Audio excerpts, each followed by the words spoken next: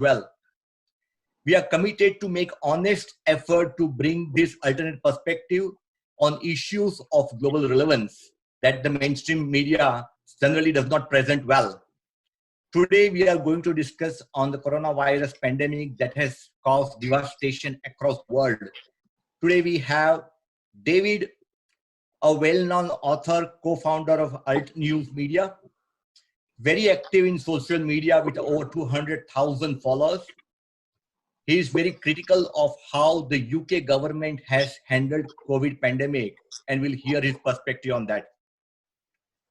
We have Francios Gautier, who is a French journalist and chief editor of a French magazine. He is a writer, historian. He has built one of the largest private museums in India showcasing the Indian history. And he's also an art of living teacher and living in India for last 35 years with his wife, Namrita. We also have Ravi Batra, who is an attorney based out of New York, representing governments and corporates as well as individuals.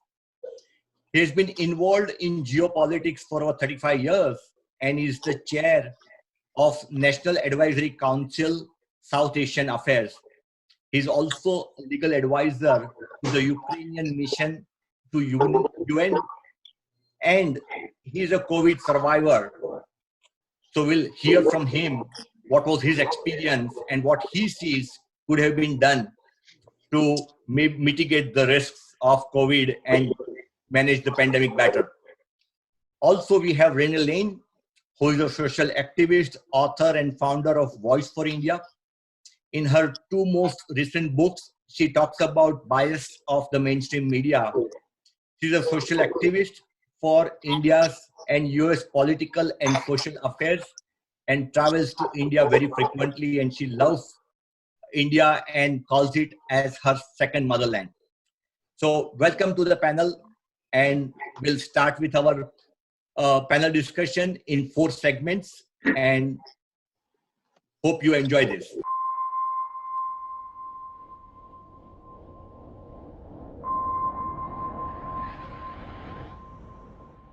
So in our first segment today, we are going to talk about the origin of the virus, and we'll discuss what potentially caused the outbreak and spread across the world. So first, let's start with Ravi. You have been the victim, and your entire family, in fact, was infected by COVID. So please share with our viewers what was your experience going through this disease.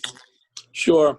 And since today in the United States is Mother's Day, I want to acknowledge Mother's Day, my late mother, my wife, who's mother of 2 of my kids, and of course, Mother Nature, who we can never ignore. But going back to coronavirus, sometime in March, in middle of March, with everything normal, on March 14th, which was the morning after, I had been at a UN event the night before, and everything was fine.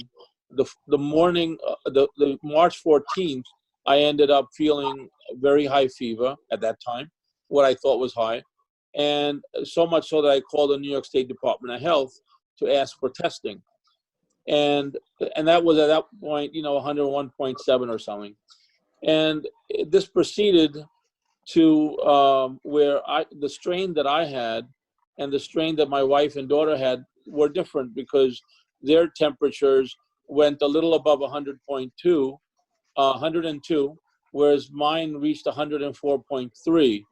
And over a period of 16 days, we went through these trials and tribulations. I took the anti-malaria medication for 5 out of 6 days until my doctor stopped me, along with Zithromax and Tylenol. So those were my steady companions. There was no respiratory, illness or anything of the kind. And during this process, which is in the public domain and it's been written about, during this process, what I discovered was that I felt that the coronavirus, just anecdotally, was a Trojan horse, because I had not done anything that would have caused me to get sick. Normally, if you walk in the rain without your coat or you don't have your hat on and you get a cold or a flu, you would know the cause. You have food poisoning, maybe you had bad oysters. So you had the cause and effect. Here I had the effect, but no cause, because there was nothing out of the ordinary. And here I had it. So I felt that whatever this virus was, it was able to get through my autoimmune system without being noticed as a stranger or an enemy. And I wrote about this, as I said, on April 6th. It was published. And then I got into the idea of looking at coronavirus almost like I would do a cancer case, and spent a couple of weeks doing that, and getting into the biochemistry and the epidemiology. Then am I writing a letter to the president on April 14th? I'm sorry, April 14th. With the science and the letter and my recommendations, but I guess we'll get to that later. But the coronavirus is an export out of China, which is I think their biggest miscalculation that they've ever made. The Chinese people have a great civilization, great people, great history, but this particular export, I think, is their Achilles heel. Thanks, Ravi, and wish you all the best. Hope you fully recover and your family. All the best to you. Thank you. 6 weeks of quarantine. That's very difficult. That's challenging. But glad that you are recovering fast. Me too. Thank you. So thanks for that, Ravi. David, you are from UK, and UK has been very badly affected as well, like US. And Ravi did mention about the situation in US briefly about with himself, though. But what do you think could be the cause of this virus outbreak, and how did it spread worldwide and not contained? Yeah, well, I would suggest that the cause of the COVID-19 outbreak is 3 words: Chinese Communist Party. That's the cause of the coronavirus outbreak. And we all know that it started in Wuhan province in China. So we know the where. And you don't have to be an absolute genius to work out, well, let's think about this. In Wuhan, there is a high-level laboratory which, curiously enough, does research into virology, including into the coronaviruses. So honestly, you don't have to be a genius to see that if this was a murder, it's all pointing in the same direction. It came from China. It came from a lab controlled by the Chinese Communist Party. And it seems that it emerged from that lab, actually, interestingly, round about October of last year, sometime round about then. It's not confirmed yet, but it appears to have. Now, we don't know how that happened. It could have been an accident. It could have been bad hygiene. Could have been lots of reasons. But that's where it started. And that's what the Chinese Communist Party are desperate to try and obfuscate and try and pretend that, oh no, it came from the from the wet market in Wuhan. No, it didn't, in my opinion. It came from the lab that they're responsible for. It's gone around the world. And so I would agree with what Ravi's just said, actually. The Chinese Communist Party, which controls China with an iron fist, they have exported misery, economic disaster, so much pain to so many people in so many countries. So, let's be really clear in this broadcast. Responsibility lies with the Chinese Communist Party, and they must be made to pay for what they have done to each and every one of us and everyone watching this broadcast. So thanks, David. I understand your perspective. So Renee, we talked about this emerging from China, as both David and Ravi talked about. There were some whistleblowers that came out of China initially and then suddenly disappeared, right? And there were also whistleblowers somewhere in US, and we heard some of the whistleblowers disappearing. What are your thoughts on that? Obviously, China is trying to cover up something. They tried to cover up from the beginning. There's a couple whistleblowers in China in the very beginning. One prominent Dr. Li Wenliang, if I'm saying his name right, when he was videoing everything and the police came, they detained him and they forced him to stop making false accusations.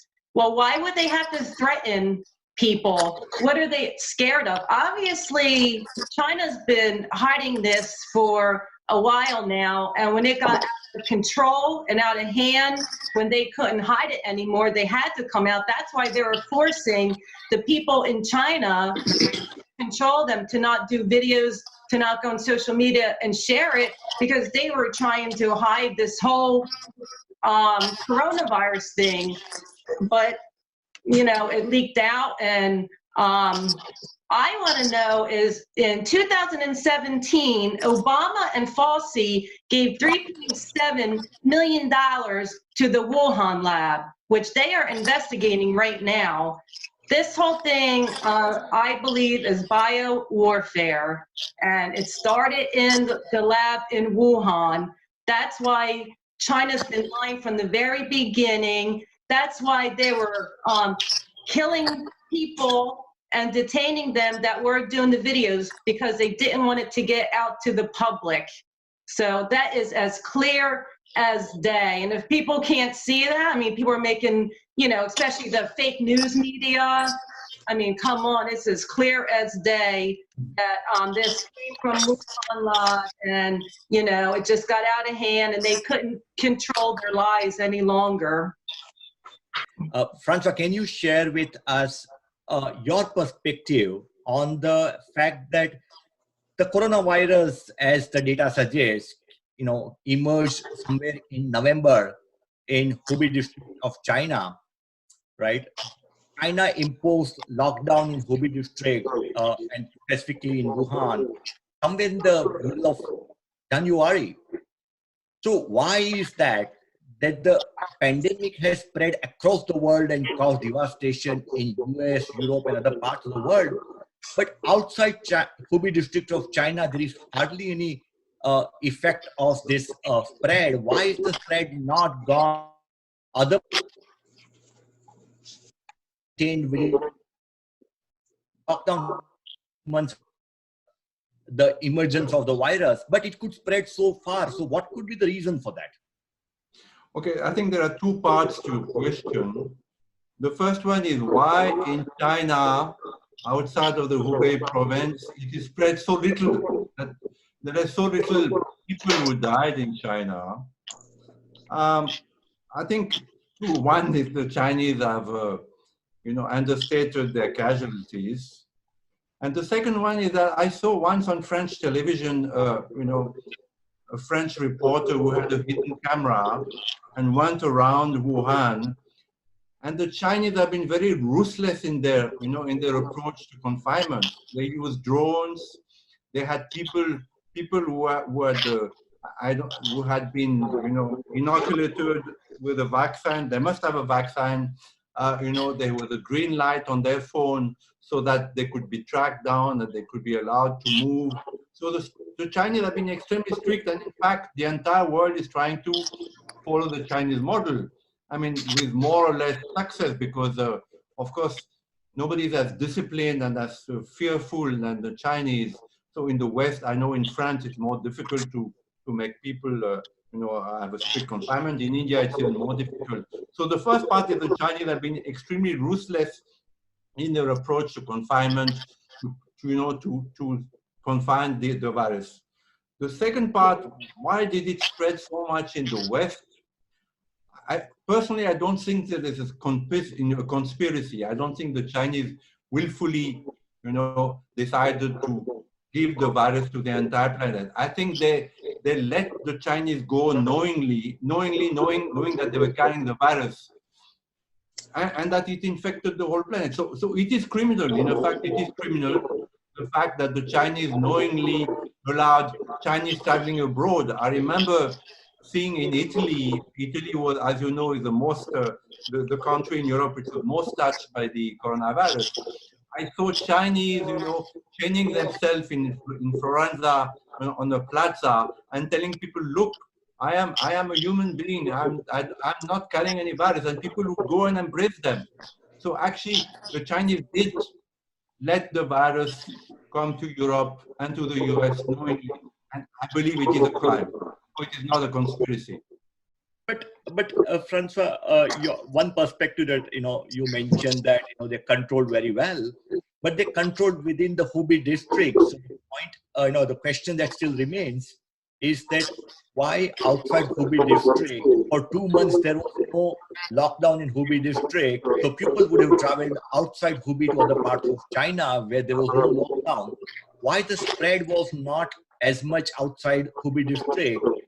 Right? Is there something that we don't understand? Is there something that we don't have enough information on to really say why the virus contained within Hubei district of China and very little outside China, outside Hubei district of China?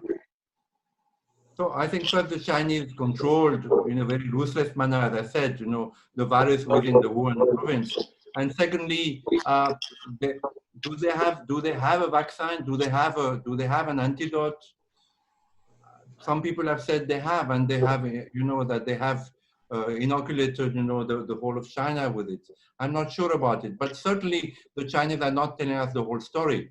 They're not telling us, why there is so little casualties in China and so much more in Europe and in the US. So we don't know the whole story, and I think, though I'm not a fan of Mr. Trump, I do think that he's right to demand to the Chinese that they open themselves to an international inquest into how this developed, how the Chinese, have so little casualties officially, how they allowed Chinese going abroad, knowing that they were carrying the virus and this virus was highly contagious. So there has to be some, I think it is going to happen. I think the Western world, though the media is still defending China, we see that I'm seeing in France that the newspapers are saying, "Oh, don't attack China. Why do you want to attack China now?" I think slowly the Western world is going to ask China for accounts, and we're going to know the truth sooner or later.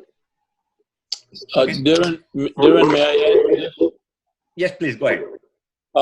During my 2 weeks of cracking this case type effort, I discovered that in early 2019, China had inoculated most of its population with what they called the TB vaccine. Now, what was in the TB vaccine, I don't know. And we don't know, as Francois said, we don't have the full truth yet.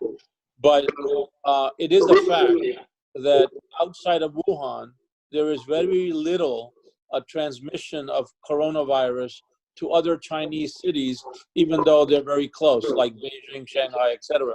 So it is a legitimate question for all of us to ask, why is it that the mother lode of this virus, which was in Wuhan, and Chinese go all over the place, including inside China, why is it that when they traveled inside China, China was really not affected, but when they traveled outside of China, the world got affected? So that's an important fact and a very troubling predicate for an inquiry. Yep. So thanks. With that, we end our first segment and see you in our next segment. Thank you so much.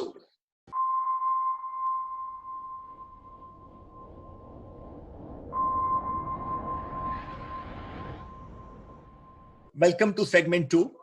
In this segment, we'll talk about how the pandemic has been managed across the world, how various countries across the globe, as well as the agency WHO has managed the pandemic. Has the lockdown been effective? How the testings have been conducted across in different parts of the world, and what are the various facilities, etc. So, Francois, starting with you, how do you think who has managed the pandemic? Do you see some complacency in a way who has managed this? So you see the head of WHO, Dr. Tedros, who is an Ethiopian, started his career as a junior health minister of a Maoist dictator, Mr. Mengistu Haile Mariam, who was a dictator in the 80s and 90s of Ethiopia, was a staunch Maoist. So my belief is that Dr. Tedros still has a lot of love and a lot of sympathy for China, because China is the fountainhead of the Maoist movement. And you see there is a photo of Dr. Tedros when he meets the Chinese president, Xi Jinping, and he looks like he's kneeling down. Have you seen that photo? He's half kneeling down, taking with a very respectful distance from the president, and one knee is kneeling down. So I think the fact that Dr. Tedros shielded the Chinese, and he's still shielding the Chinese, he's still saying that there is no fault on the part of the Chinese, though he must be knowing otherwise, come from the fact that he started his career as a Maoist under a Maoist government, and he probably has some sympathy still. He's going to be he needs to give accounts of himself also on who has in my belief is that who has created more panic than good. The way I perceive it is that who is a panic master, is telling the world that millions are going to be affected, they're going to be a second wave, So instead of telling people, look, let us take care, let us take all precautions, but it's a virus, all the big pandemics that happened in the world, such as Spanish flu, they've come to an end. Antibodies are created, and somehow we'll come out of it. Dr. Tedros, apart from the fact that he shielded the Chinese, has not been a good director of WHO, and he's at fault. Is he somehow towing Chinese line? Yeah, he's towing the Chinese line, definitely, absolutely. There's no doubt about it. Again, I'm no fan of Mr. Trump, but he's the only world leader who had the guts to say so. My French president, Mr. Macron, doesn't say a word about the Chinese. Recently, there was a French journalist, who thought he was offline and who actually was online, and he said, "Oh, the Chinese, they're like, mopians. Mopians is the French term, the derogatory." He was fired. Next day, was fired. The Chinese embassy in France, keeps sending denials, keeps, berating people on Twitter, they block people on Twitter in France, So they believe that they behave like dictators. Yeah. It's amazing, but I think it will come to an end. I think the Chinese are going to, they're going to see a backlash against them, and Dr. Tedros too, and WHO, and the World Health Organization also, for the mishandling of this crisis. Okay, thanks for your perspective.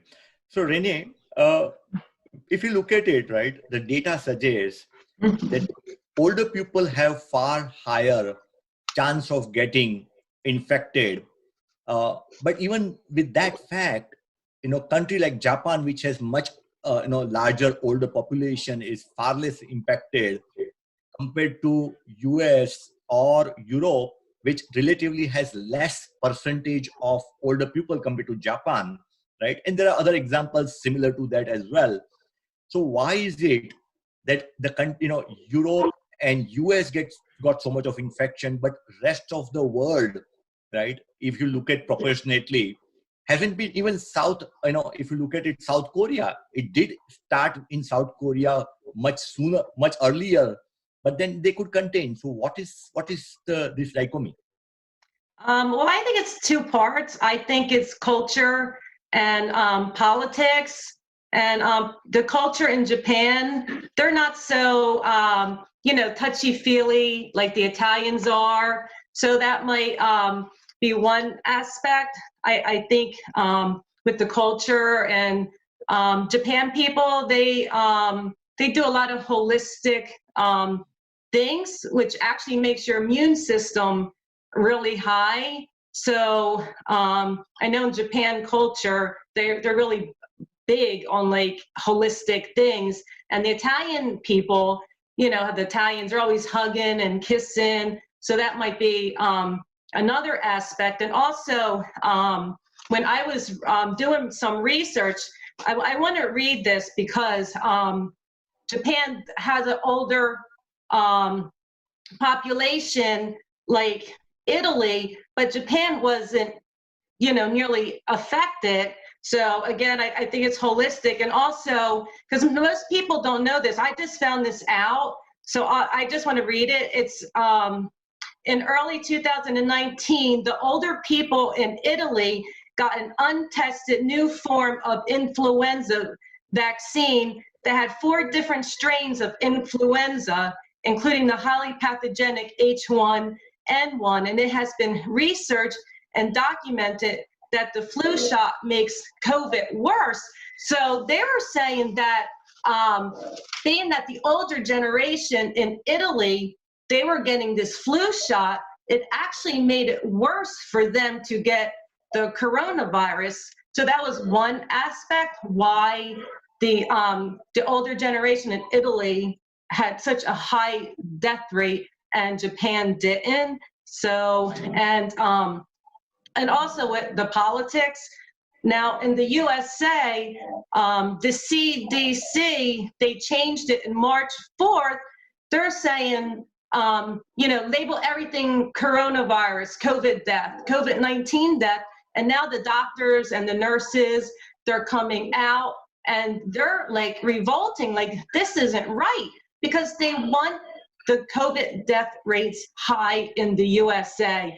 They want it high, and I know why. Because election is coming, and the Democrats will do anything to take power. The media has been making up lies.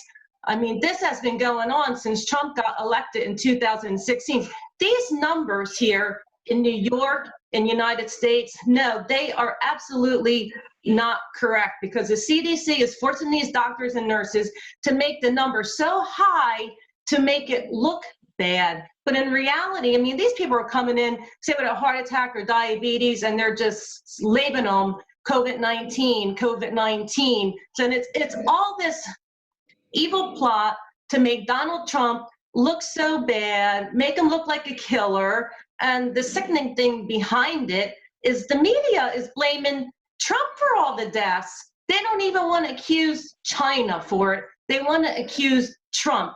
This is how sick the media has become. So each country is different.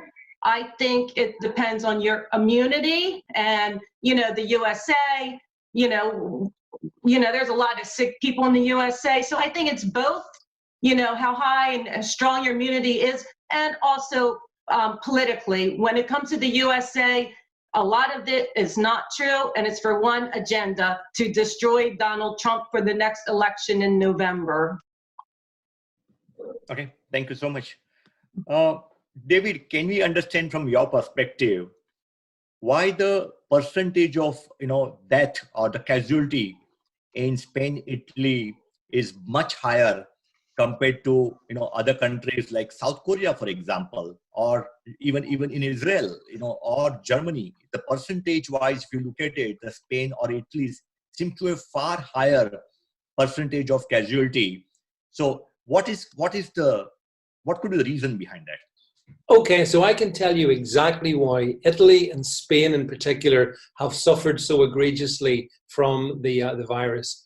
And actually, to understand Italy in the first instance, back towards the end of the last century, in the late 1990s, and then into the noughties, and over the last 30 years or so, China has bought up a large section of manufacturing companies in textiles and leather goods in Lombardy, in the northern part of Italy.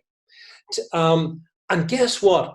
Guess where they sourced? They then sourced workers to go to work in those factories, not Italians, Chinese. And guess which part of China they came from? Yes, Wuhan.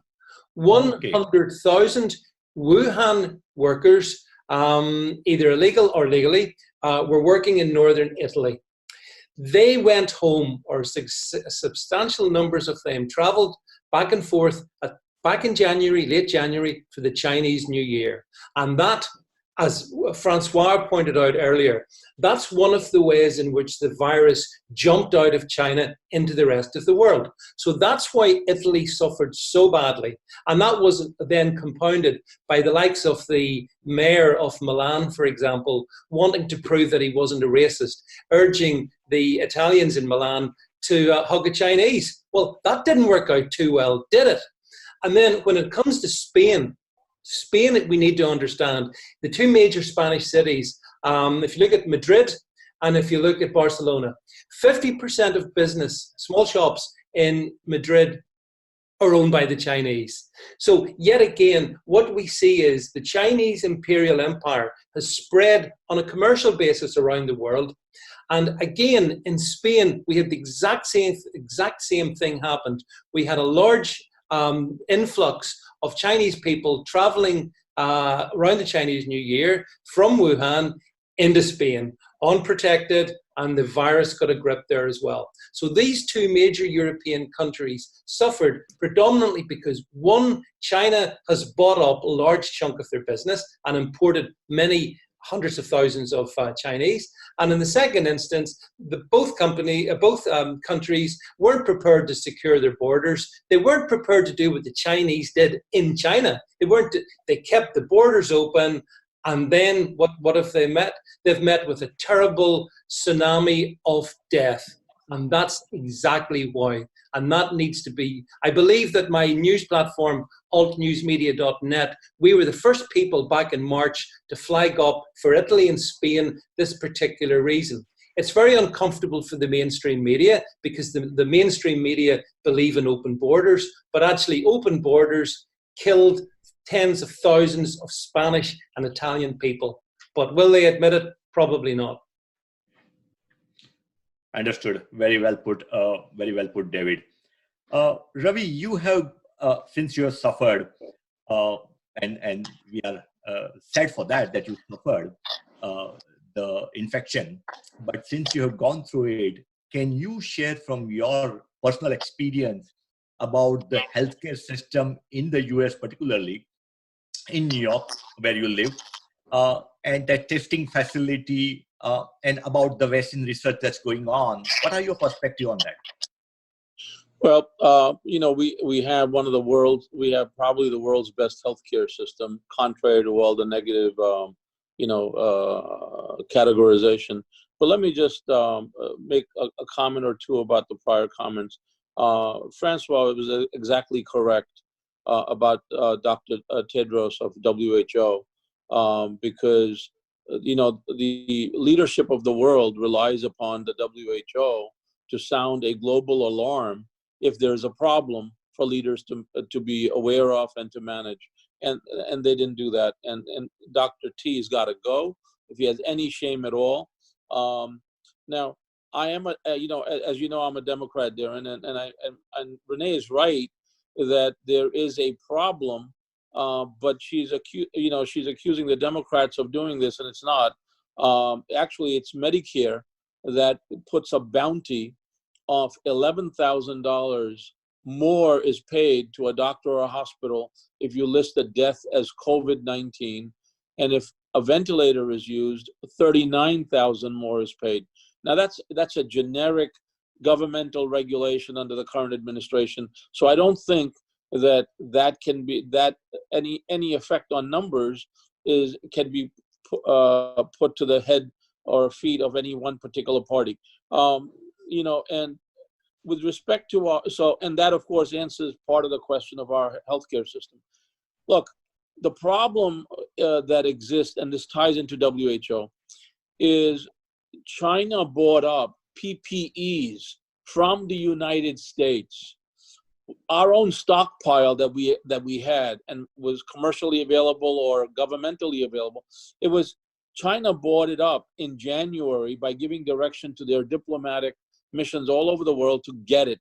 And the stuff either went to China, or even if it didn't go to China but was owned by China, they then sold it for almost 1,000% profit, give or take, for what they bought it for, whether it had gone back or it was still in the United States, but they owned it.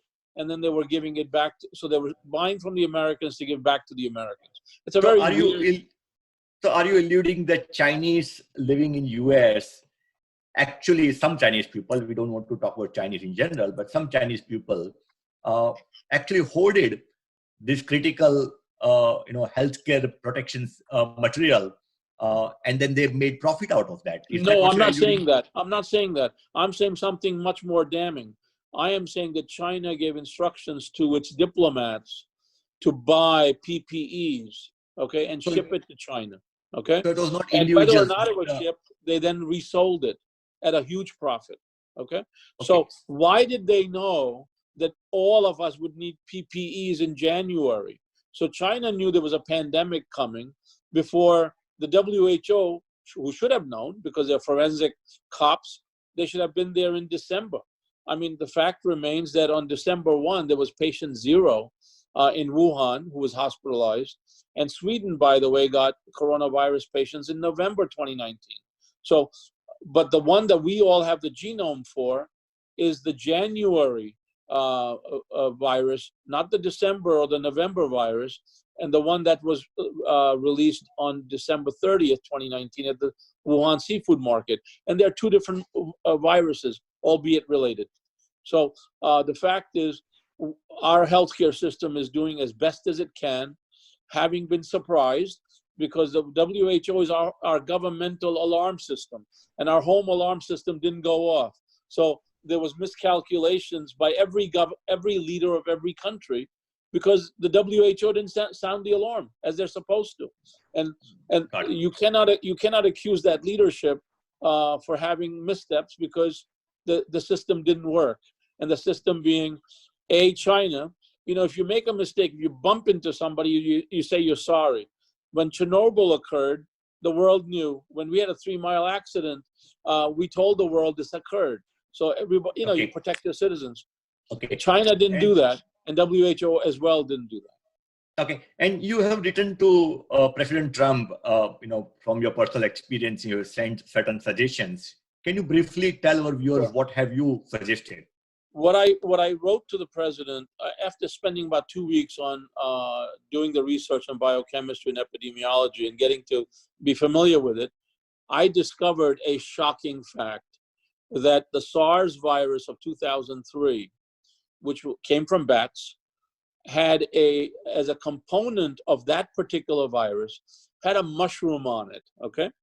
And that mushroom is a master key to get through an autoimmune system. And the current virus, COVID-19, was that particular component, which is technically known as spike glycoprotein S, okay? That it was spliced off the SARS virus of 2003, and it was then transplanted onto this virus, the current virus, which is AIDS virus. And this genetically modified virus, which we now see very famously, looks like an exotic bouquet, that mushroom on top does not come out of the AIDS virus. That comes out of the SARS virus of 2003. And what I had anecdotally referred to as the Trojan horse, well, it ends up technically being a Trojan horse because my autoimmune system and anybody's autoimmune system doesn't even know it's being infected. So the science was put in the letter. And I asked the president that given what China has done, China must pay compensation for the negligence of allowing, and that's giving them credit, that, without, as Francois said earlier, he doesn't believe there's a conspiracy, but there's a criminal act, a criminal negligence. So I wrote on the 14th of April, it's in the public domain, and the White House got it, and it was also directed to the Speaker Pelosi and Majority Leader McConnell. And the White House got it on the 14th evening. 15th morning, they reviewed the science, they reviewed the letter, and by later on the 15th of April, an investigation of China was started. And a couple of days later, it went into a full-blown investigation. And now the president has used, I said, in my letter, it was a plague. The president has used that word. I raised the issue of whether we were Pearl Harbor, because China has a history of not doing anything episodically or ad hoc. Everything is very deliberate, very well digested. And the fact that I'm very troubled by this is, even if the breach of the lab was accidental, if it was accidental, they should have sounded the alarm to the world. They didn't do that. So they're responsible for not doing that. So there's compensation coming to us in the world for negligence. After they did what they did, they even then didn't sound the alarm. They allowed their tourists to go all over the world. And it's a hit and run problem. And so they have, And that's without being Pearl Harbored. The worst issue is, was the West Pearl Harbored? And for that, I don't have enough evidence, and neither does the president, which is why the president is now absolutely, he's canceled the funding for WHO after he's received my letter. There's a full investigation going on. And as a result, we will find, hopefully all the facts, but we will find why China did it. But more importantly, my interest is in finding the right vaccine, not 12 and 20 vaccines, all of which miss the mark, because they all will miss the mark, because we don't have the genome of patient 0 who was hospitalized in Wuhan on December 1, 2019. And in December, there were 14 cases, and the protein makeup of those infections are different than the ones after the seafood market where the second virus was released. And by the way, December 30th, they release it. And on January 1, without taking tissue or blood samples, they power wash the market. Have you ever seen Columbo go to a place, a crime scene, and wash it all down before he's got a chance to have forensics come? This is crazy. So there was a cover-up. So not only was there a breach, intentional or accidental, but the cover-up certainly was intentional. So what you're suggesting, Ravi, is that probably it is an engineered virus and not natural virus. It cannot be a natural virus, because you cannot, a horse and a donkey can mate, which is the only exception in nature, and you get a mule, okay? But Mother Nature has a one species rule.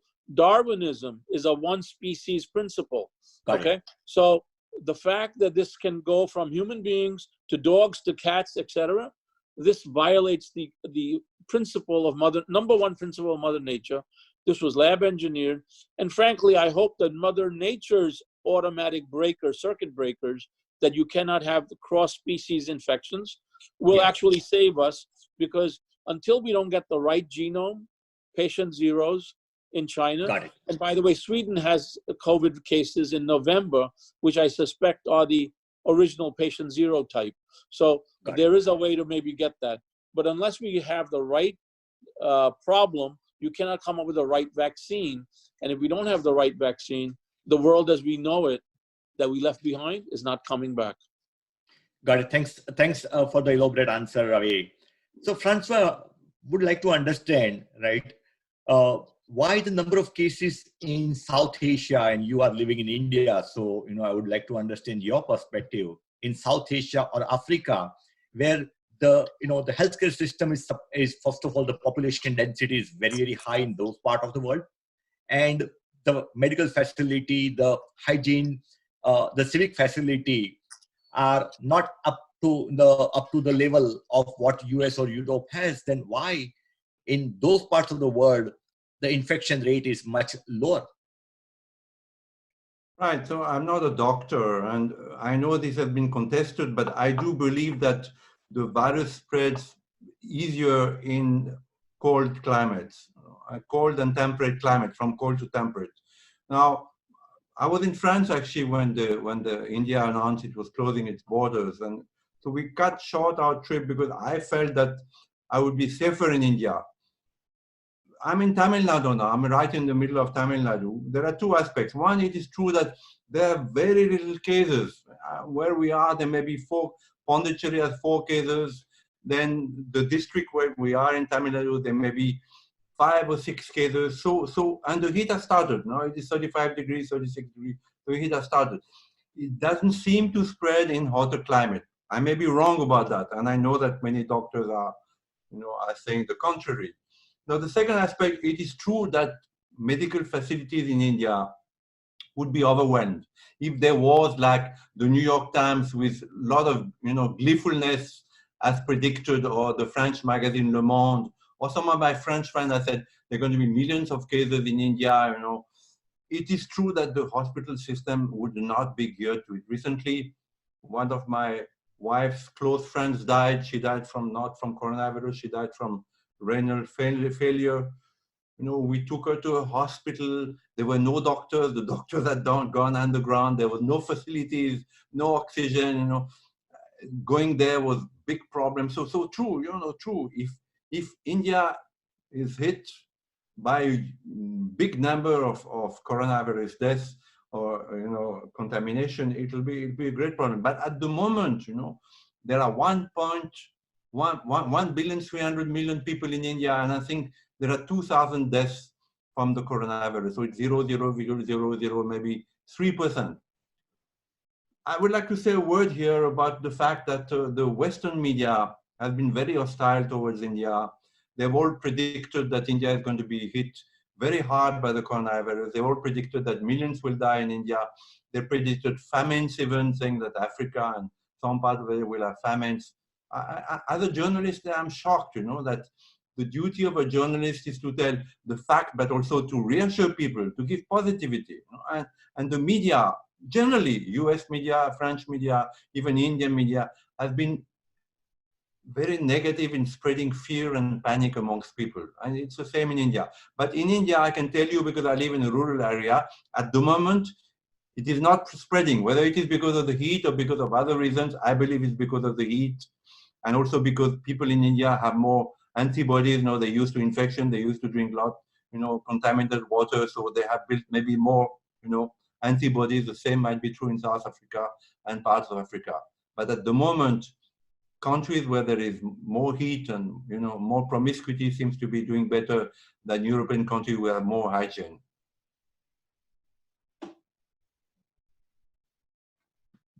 Thank you.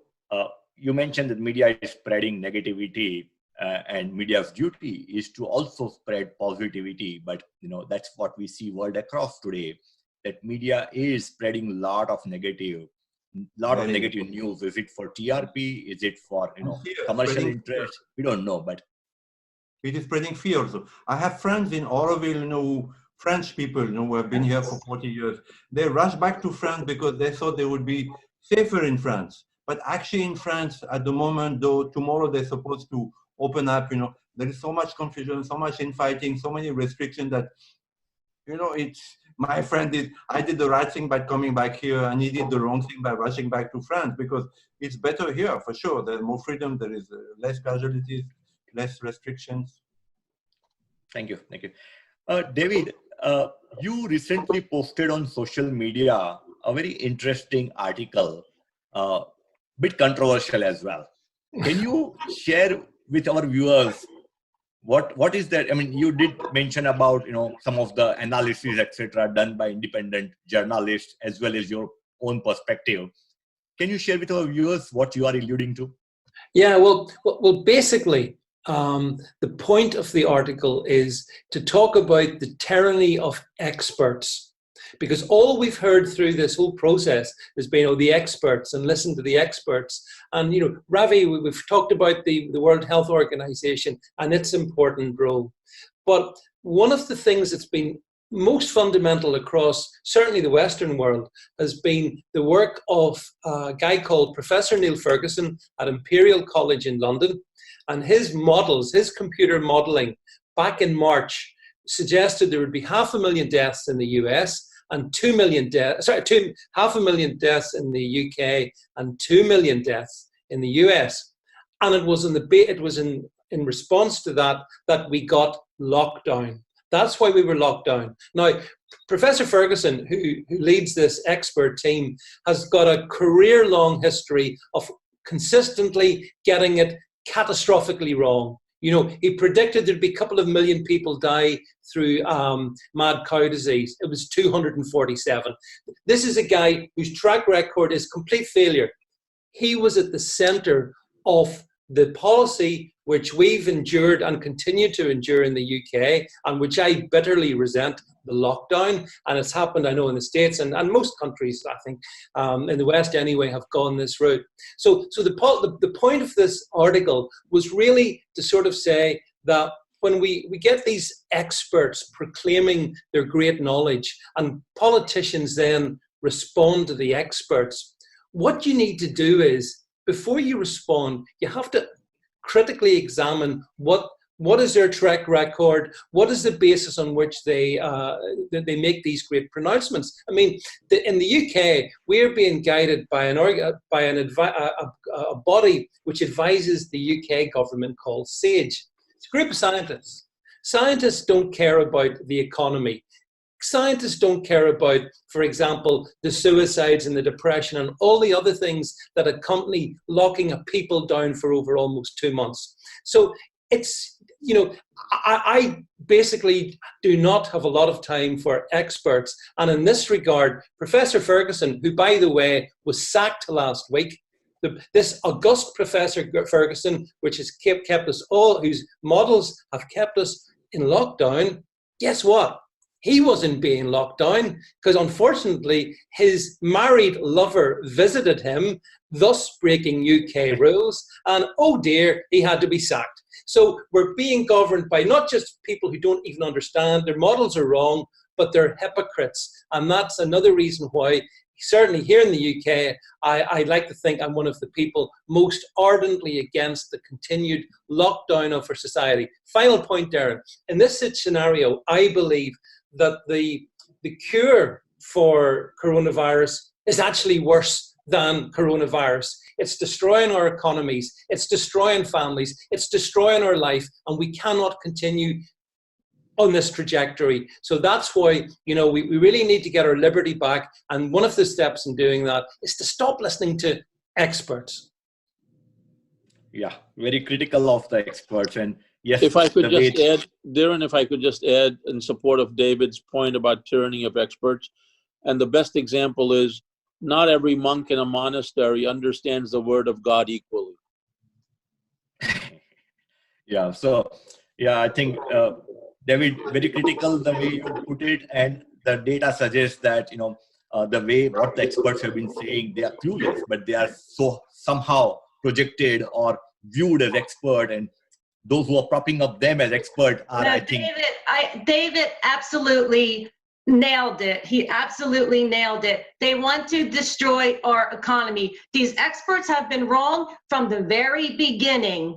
You know, that again, it's all about politics, a lot of it, especially here in the US. They want to destroy our economy. We don't need this lockdown. Open up the country, please. This is getting ridiculous and out of hand, and it's unconstitutional.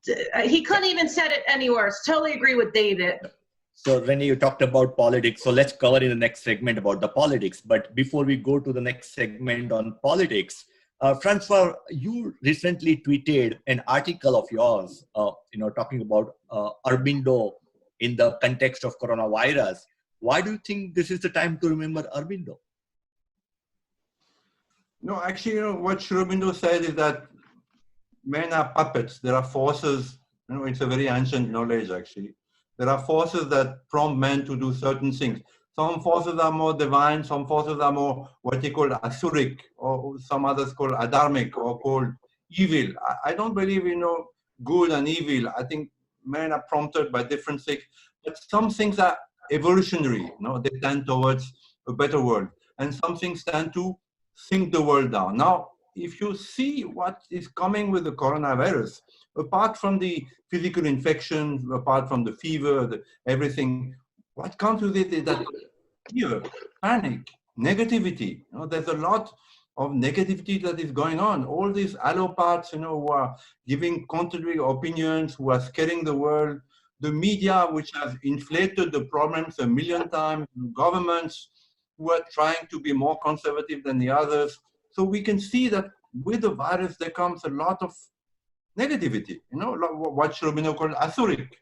So we can put it in a more logical manner by saying there's a Chinese element, you know, whether the Chinese willfully let the coronavirus spread to America to destroy American economy, which I'm not sure, you know, or whether, you know, they thought, okay, what the hell, you know, let Chinese people go abroad and let the world deal with it, you know. There is an evil element, there is an historic element in that. So that's what I meant. I didn't want to say, oh, this is good, this is bad, Chinese are evil. But definitely with the coronavirus comes destruction. You know, so many people are suffering, economic suffering, companies are collapsing, people individually are suffering. I can see it in India. People are suffering so much. So that there is with the coronavirus something which is anti-evolutionary, which tends to, make the world regress. But ultimately, in Shobino's light, I would say that a better good will come out in spite of the Chinese. In spite of a better good will come out of it. That the world will come out better. Once everything is settled and the Chinese pay the price of what the Dalai Lama called the black karma of the Chinese, the world will be a better place. Okay, thank you so much. So viewers, with that we end our second segment, and we hope to see you in our third segment. Thank you.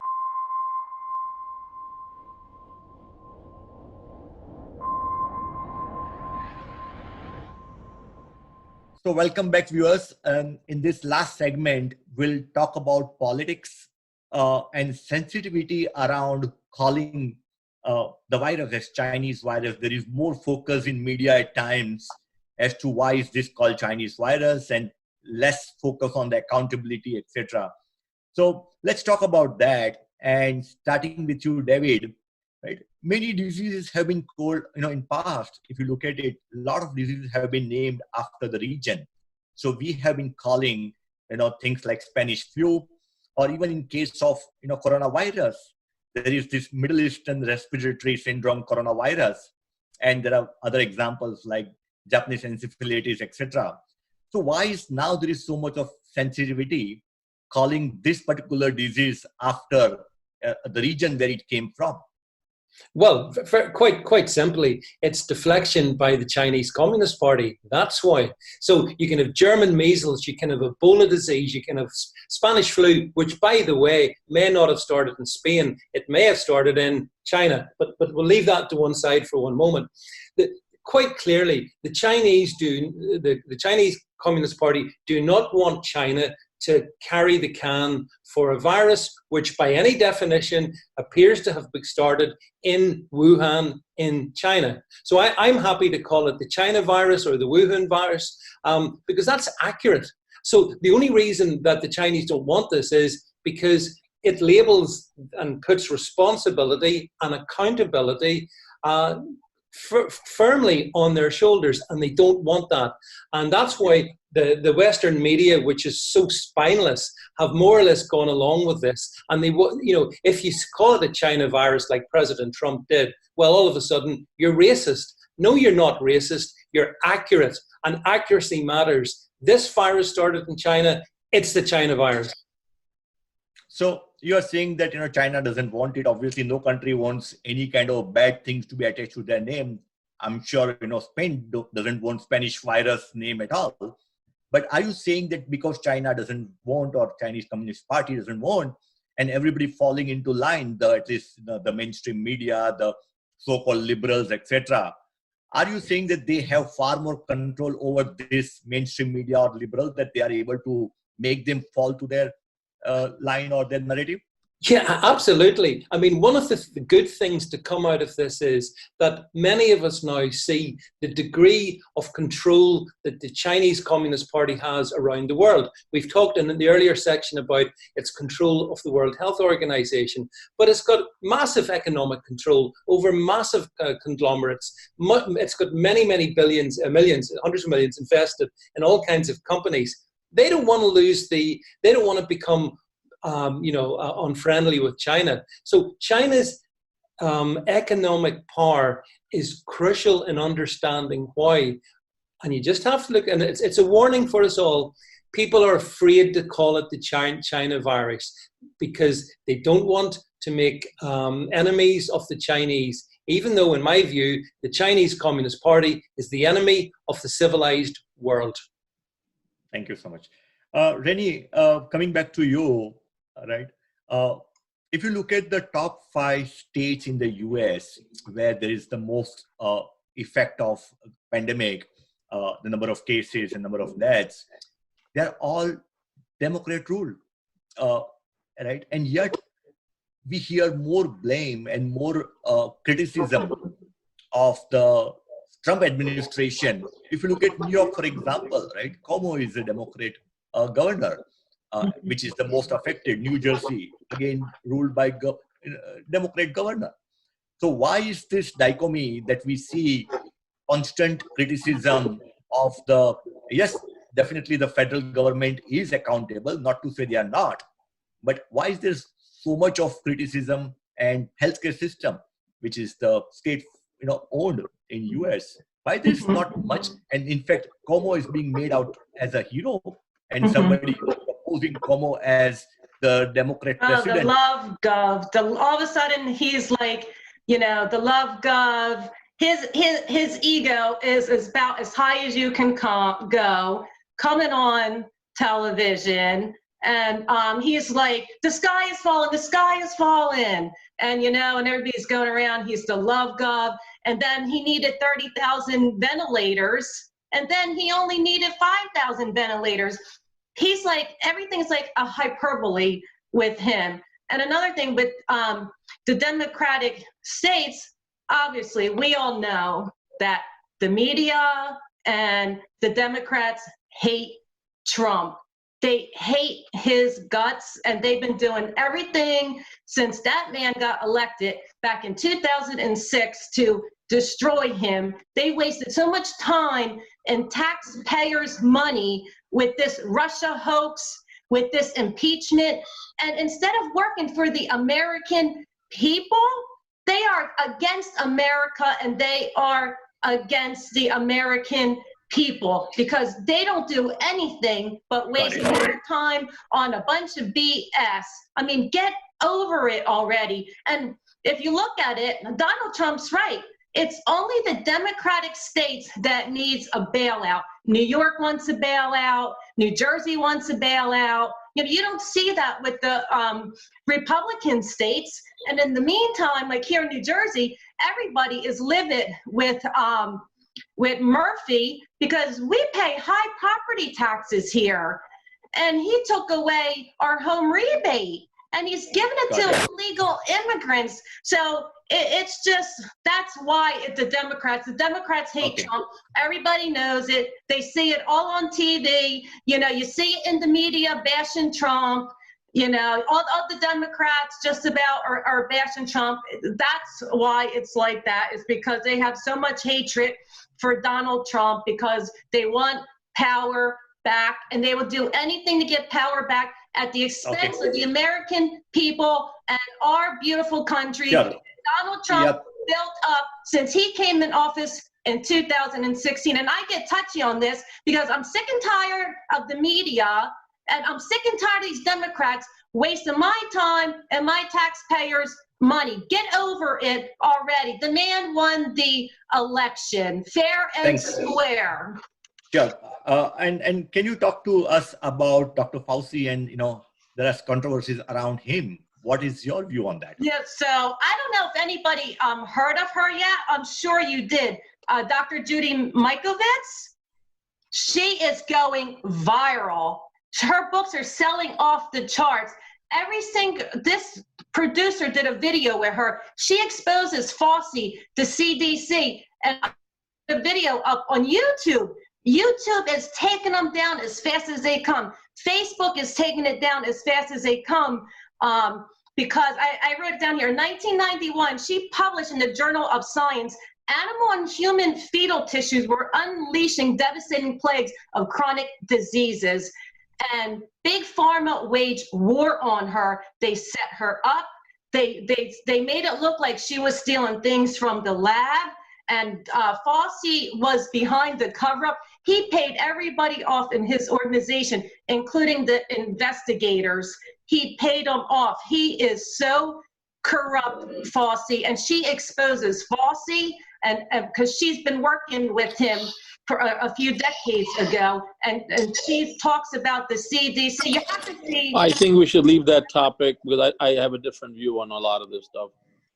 And also, another thing that she had mentioned, that in 1980, there's this act, it's called the Bayh-Dole Act, and it was that act where inventors could get royalties for their patent vaccinations. And at that point, it was when science was destroyed, when these people can get royalties. That's why they want vaccinations, That's why they want mandatory vaccinations, because Fauci and the rest of them, they are making billions and killing millions. And the truth is coming out, and people are hearing the truth, because it was just incredible, her story, and everybody is taking to it. That's why YouTube and Facebook are on a rampage. Second you put it up, it's gone. They don't want the truth out. And this is all corruption, because they're making billions of dollars by these vaccinations from the act that came out in 1980 that gave royalties to people like Fauci. Thanks, Renee. So Ravi, you are a registered Democrat. You know, boy, I feel under pressure and threat here. we are bringing. So we at the Global Perspectives want to bring all the perspectives, both sides. So this is your opportunity. Fire off. Thank you. First of all, I acknowledge Renee's First Amendment rights, and she's entitled to her opinion. And let me just, for the record, say that while she's a lovely person, her most recent comments about the political process, as well as Dr. Fauci, I disagree with on many levels. But let me get to the issues at hand, which is what we're dealing with. So the question of politics needs to be defined even in sharper focus. One, the main issue at the moment is geopolitics. Okay, then comes national politics, then comes local politics. And Andrew Cuomo, by the way, has won himself a lot of viewers all over the world because he has a very steady hand on the rudder of the state of state. And like in any war, you don't bring to the battlefield, just enough bullets because as if you know how many enemy soldiers are going to be there. You always bring many more bullets. So having more ventilators is better than not having less. So that's just one little point. But let's go to geopolitics for a minute. China, let's assume, give them a benefit of the doubt, that this breach in the lab in Wuhan was accidental. Although China doesn't do anything that's ad hoc, okay? They have OBOR, One Belt, One Road initiative. They have the AIIB Bank. They've got South China Sea and East China Sea and all the aggression. Recently, just 2 weeks ago, the Chinese Foreign Ministry issued instructions to their diplomats, get this, to their diplomats to act like warrior wolves, which is a movie that was shown in China about 8 or 10 years ago that showed a Chinese commando beating up American soldiers in Africa without any weapons, single-handedly, and being the winner. While at the same time, Hollywood in the United States, we're making movies like The Martian, where we've got an astronaut stuck in Mars, and we have a Chinese American working in NASA, and we've got working respectfully with the Chinese space agency, and we're grateful to them for the help, et cetera, et cetera.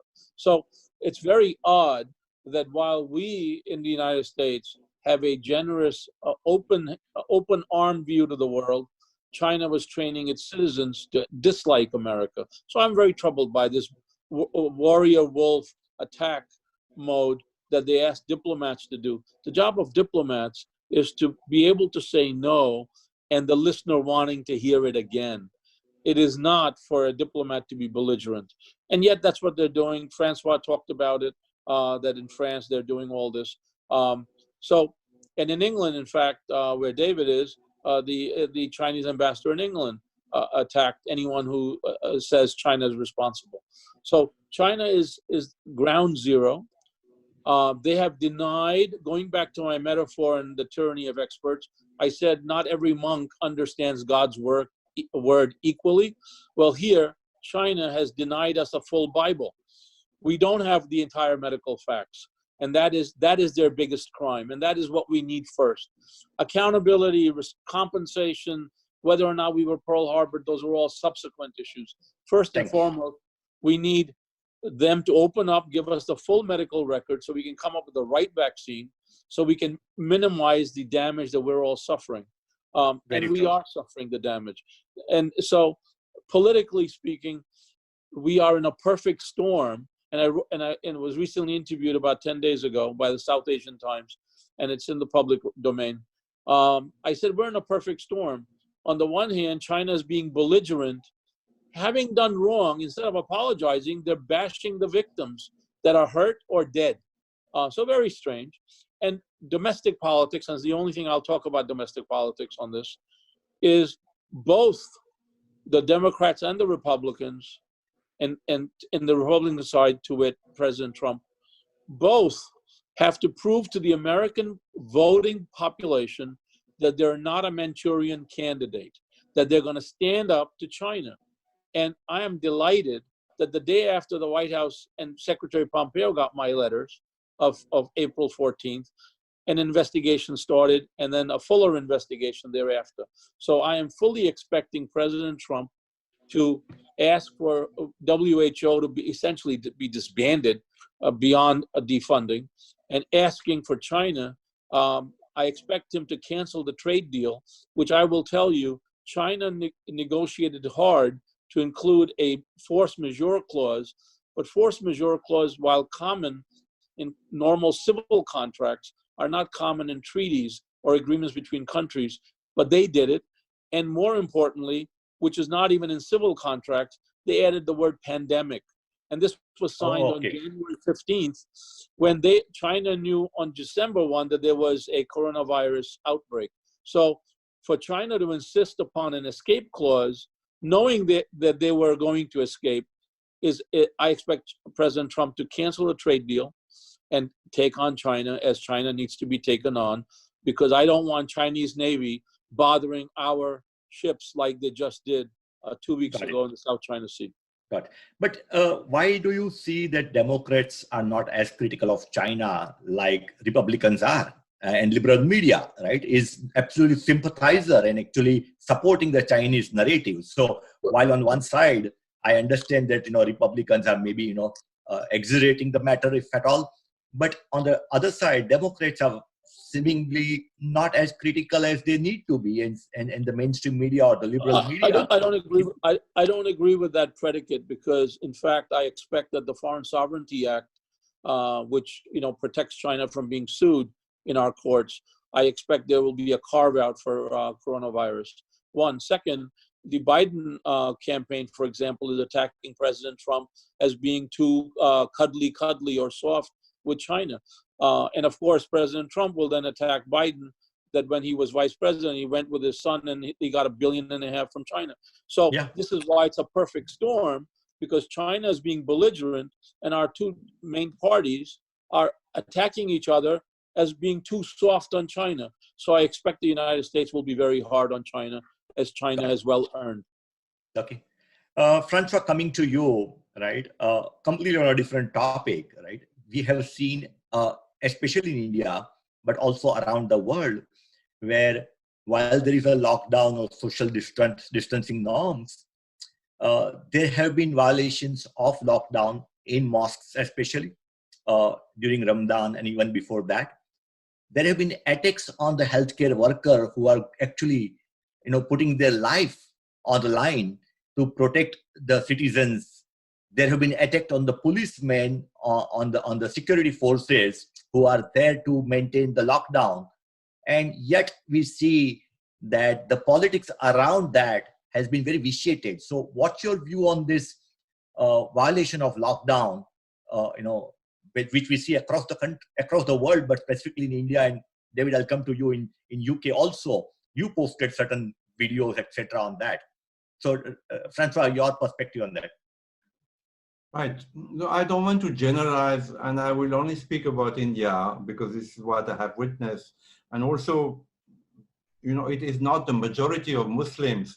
I believe there are many enlightened, many, educated Muslims who do not approve of this. But what we have seen in India is that some of the Muslims, rural Muslims, in the cities also, they believe three things. One is that the coronavirus is a punishment of Allah, particularly against the Chinese, because the Chinese have been very hard on their own Muslim minority. As you know, they have imprisoned nearly 1 million of them in re-education camps. They have closed mosques. They have banned, many things that are very dear to the Muslims. So many Muslims in India, I don't want to speak for the rest of the world, believe that coronavirus is a punishment of Allah upon, upon the West, upon the Chinese, upon the West. The second thing, many Muslims believe they're immune to the coronavirus, that it will not touch them. And this is the punishment of Allah. There is no reason why they should be contaminated. And the third one, which is a little more touchy and difficult to talk about, is that there have been many videos circulating in Indian social media, and also I believe a little bit in mainstream media, of Muslims spitting, on vegetables, or someone, a Muslim making bread, spitting on the dough, before cooking the bread, wanting to spread the virus. So these three things have been very visible and a little, unsettling in India. And what is also unsettling is that many Muslims, and these videos have been widely circulated, many Muslims attacked nurses and doctors who came to, look after them. They attacked policemen. There are so many videos circulating of Muslims, attacking policemen in India and even hurting them badly. So I would say that in India, there's been a shift because of that. Many, if you say anything about Muslims, as in the West, in India, you are treated as an Islamophobe, you're an Islamophobe. But because of this video, which have been widely circulating and it can't be ignored really by the mainstream media, I think in the popular opinion in India, there's been a shift a little bit that maybe, although Mr. Modi has been very quiet about it, maybe there is, something wrong with that community. There was a big meet in Delhi, as you have heard about it, of 3,000 people. It's a movement called the Taglibi Jamaat. They're quite fundamentalist, and they came from all over the world. Jamaat. Yeah. It was banned. They came from Indonesia, from Saudi Arabia, everywhere. And though the coronavirus was there, the confinement was there. They met, they ate together, they slept together. And many of these are believed to have contaminated others when they went back to Tamil Nadu or Mumbai or different parts of India. So a great source of contamination in India came from the Muslim community, from this Taglibi Jamaat. So there has been a shift, and that's what I was saying. Some positiveness, some truth, because we are all about truth. Let the truth come out. Let the truth come out. That's what we want. And the Muslim community has not been seen in a very good light. Again, I don't want to generalize, but there's been a shift in the opinion in India about how this community behaved in the face of the coronavirus. And certainly we are not generalizing, because even I have had discussions with my Muslim friends, and some of them have different views. Some of them do agree that these things should have been prevented, and Muslim community as a large should have taken responsibility of containing after recognizing that Tablighi Jamaat, at least they should have come forward, self-quarantine, etc. But yeah, anyway. If I could just add to this, I have many diplomatic friends who are from Muslim countries and in New York, and they understand that coronavirus does not discriminate based upon religion. So they too have been in quarantine and Groundhog Day.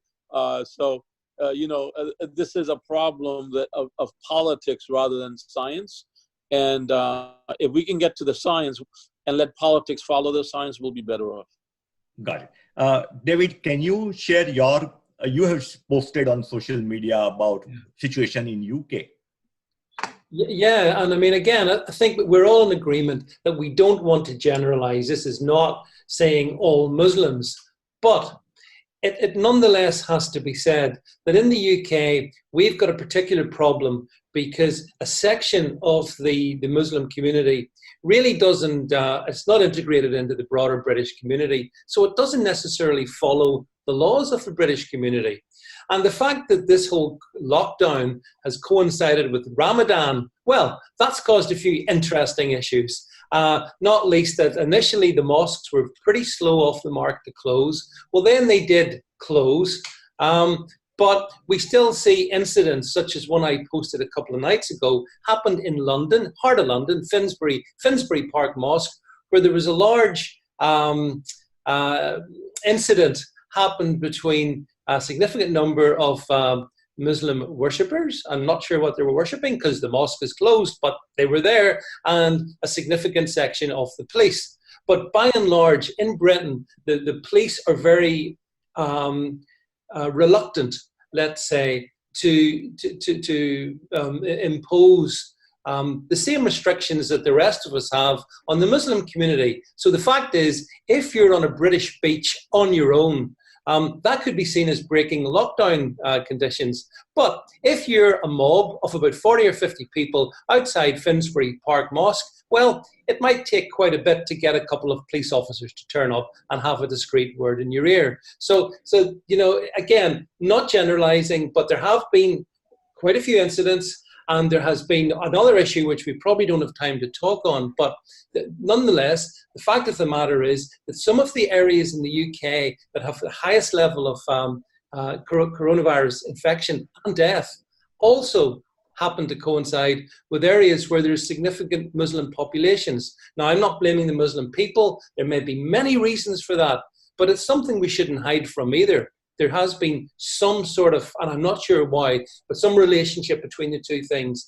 As in all these matters, we've got to speak what we find and then come to conclusions. Thank you so much. So let's come to our last question for today's discussion. Renee, can you talk about, you mentioned about some video you posted on social media, on YouTube and Facebook, about the controversy and about the investigation that was taken down. So can you share with our viewers what is that video talking about? It's Dr. Mikovits, and she was working with Dr. Fauci some decades ago. So when she had said that animal and human fetal tissues were unleashing devastating plagues, chronic plagues, that's when Big Pharma came after her. They had investigations.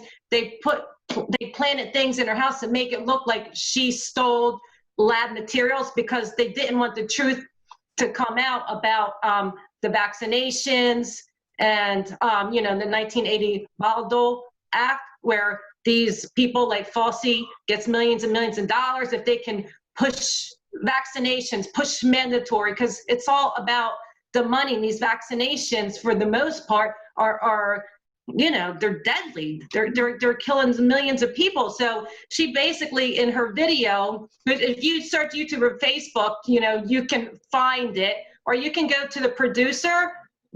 His website is plandemic.com. He has it up there for everybody to watch. You can download it and keep uploading it because YouTube and Facebook don't want it out. She tells all about the dangerous effects of vaccinations, how her research, they want her shut down, and she talks about how corrupt Fauci is, and it's just really great. And they're coming out with a documentary this summer about her whole ordeal that she went through, and people are listening to her. Her book is selling, The Plague of Corruption. It's selling like hotcakes. You can't even get it. It really is an incredible book, because she basically says the CDC and Fauci is corrupt, and Trump needs to fire Fauci because he is a fraud. With that, we come to the end of today's program, viewers, and we will have a follow-up program on... Could I just have 30 seconds? Could I just have 30 seconds? Sure, go ahead. Okay. You know, Bob Dole, when he was senator and he was majority leader of the Senate, realized that the government was having a hard time competing to getting the best experts. And the way to do that was because government salaries don't pay much. So a conflict of interest was waived by the United States government, which was to allow government employees who are working and doing research to actually own patents and own various intellectual property rights. Today, universities have the same issue. Professors and researchers and research students, they're allowed to own, along with the university, because that's in the civil area, a private, not government. So universities own patents. So this particular issue, which drives that particular video, which I am familiar with quite well, is a mistaken predicate to a lot of stuff that went on. Now, the particular doctor has important things to say if you just listen to her about her biochemistry. But all this other stuff, the legal stuff, there is an entirely appropriate answer. And to continue to to call Dr. Fauci corrupt is wrong, and it simply distracts and deflects from what we need to do, which is to get China to give us the full Bible of coronavirus from Wuhan. That's where we need to focus on. We need to stop doing this circular firing squad, which Americans love to do when there's a problem. We don't need to kill each other. Yeah, good to have both sides of perspective and understand both perspectives very well. So viewers, with that, we end today's session. We'll come back with a follow-on program in aftermath of this pandemic, what the world would look like from, let's say, 2 to 5 years from now, rebalancing of powers, new alliances that may form, economic impact, and what industries may suffer, for a long, what industries may emerge as, beneficiary of this, which is very bad to have, but, there are going to be such situations.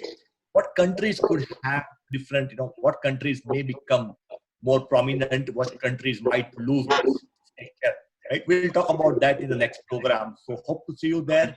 And thank you so much, all the panelists. It was great having you.